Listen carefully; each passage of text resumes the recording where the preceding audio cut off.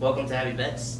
She is the Senior Career Development Coordinator at Career Services, and she is a WT alumni who graduated in 2019, and she's here to tell us her story about how she graduated with no debt. Hi, I'm so excited to be here. Thanks for having me. Awesome. So let us know a little bit about yourself, like what you went to school for. I started here in 2013 and got my undergrad in Mass Comm with broadcast journalism and NPR with a minor in English. Graduated in 2017, and then I was like, I'm not done here yet. So I got my Master's of Education in Instructional Design and Technology, and I just graduated in May 2019. That's awesome. You did that with no debt. Correct, no debt either time. Awesome. You just got to tell us more about that. Yeah, I am the middle of 5 kids, and growing up we kind of knew like whatever we wanted to do after high school, we would have to pay for our own way. And so our parents set up savings account for us, and so Christmas money, birthday money, anything we earned.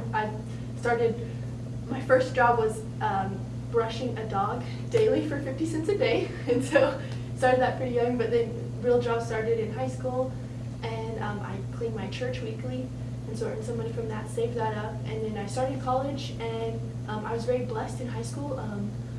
My mom pushed us all and motivated us to really study hard and understood that good grades could equal good scholarships, and so because of that I received from the Amarillo Area Foundation the Paulus Schroeder Scholarship, which was $5,000 a year for 4 years. And so that was like a huge thing that really set me up for success. And then didn't work my freshman year, had fun, made some really great friends, and then started that summer after and worked 4 jobs, which was a little crazy. But after that, I received a position as a summer RA, or I was a summer RA, and then I received a position as a fall and spring RA, and so room and board was covered, and so I just had to pay for classes and kept working at my church, kept having that small income, which really helped to not have any debt. Junior year became a hall director, and that was probably one of the most helpful things aside from scholarships, was just having that income and having room and board paid for. All right, that is just awesome. That's amazing. And so now I want to ask you a few questions, a little bit more about your story. So the first question, knowing what you know now, how important is it to apply for scholarships, not just from the get-go, but once you're actually here at WT every year? Oh, it's like vitally important. I mean, there are opportunities that you may not even realize that you have. There were some scholarships I got that I didn't know I could meet those requirements, and sometimes you think, oh, I'm not going to meet any of these requirements, but apply anyway, because the worst they can do is say no. But also it's important to still apply for your FAFSA. My parents were just barely above the line, and even though I was paying for my own education, applying for that still gave me opportunities that I wouldn't have had if I hadn't done that application. All right, that's awesome. Second question, how much did having an on-campus job help you pay for things month to month? Oh, it was very helpful. Having that income, even after I had finished paying for the semester, allowed me to do other things that were fun, like going to dinner with friends, going to Whataburger at 2 a.m., which is not always a good idea, but just having those opportunities, building those relationships that I wouldn't have otherwise. And it also allowed me to do multiple study abroads, which was one of the best experiences at WT, is getting to make friends with WT students while in another country and learning about their culture and just the different way of life in other places. And so where did you go on your study abroad trips? So my freshman year I went to Uganda with Readership WT. Sophomore year I went with the Atterbury Honors Program to Ireland, which was amazing. Junior year I went to Greece and England with the Comm Department. Senior year I went with the Spanish Department to Nicaragua. Went back my first year of grad school as the student assistant for the Nicaragua trip. And then senior year of grad school, I guess, I got to go again with Mass Comm to Scotland, England, and France. All right, she is very well traveled, and that's just a great experience to have. All right, so what would you give advice to students who didn't get a chance to save money in high school and are coming to college they don't have that backup, they don't have very many scholarships? What would your suggestion be to really get a head start to try to graduate with less debt? Definitely start looking at on-campus jobs. Promotion for Career Services. Come talk to us. We'll help you find a job. We'll help you build your resume.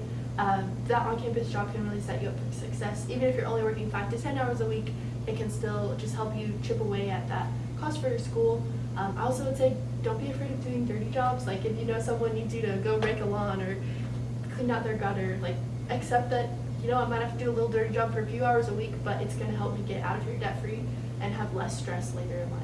All right, that's awesome. You had very good grades, and you worked very hard. Would you say you still enjoyed your time here at WT, even though you worked your butt off? Yeah, absolutely. I mean, it was just about time management. It's about finding the time to fit in studying for classes, getting my work hours in, but also having time for friends and enjoying ourselves, doing fun things, going on weekend trips to Colorado and just doing fun little things. All right, so then besides like the little trips that you said you studied abroad, what was the main way you save money to go on those trips? Because those are big, expensive trips sometimes. Yeah. So it just started out with money management and just prioritizing what I need to pay for first to make sure I can pay for the fun things later. And also just fundraising and not being afraid to ask someone for money. So for some of the trips we sold shirts, and so asking businesses, hey, would you want to be a sponsorship on the back of our shirt? We're going to be wearing your shirt in another country. There's some free advertising, you know, and not being afraid to ask for that, and not being afraid to ask people to buy a shirt. And then for one trip we sold tamales, and if you've never made tamales, it's kind of an arduous process, but it was totally worth it. It really helped with that fundraising. And then scholarships. One of my scholarships, because of being an RA and being a hall director, it wouldn't carry over in the spring, but I wasn't afraid to talk to people, so I talked to the foundation, I talked to the scholarships office, talked to study abroad, and talked to financial aid, and I was like, listen, here's this scholarship, I want to go on this trip, can we put it towards the trip, and can it still be aid for me? And they said yes, which, I mean, it was incredible, but all I had to do was ask, and if I hadn't, then that was over $2,000. I would have had to pay for myself, and so, like I said, just in summation, don't be afraid to ask for help. Yeah, and all right, so thank you for being with us here today. I really appreciate it. Your story is great, and just for like the students, this is the #1 example that you can graduate with no debt. It's possible. It just takes hard work and dedication. And yes, you might have to take out a little bit of loans, but like she said, just chip away at them and graduate with as little debt as possible. So thank you for being here. Thanks for having me. Thanks.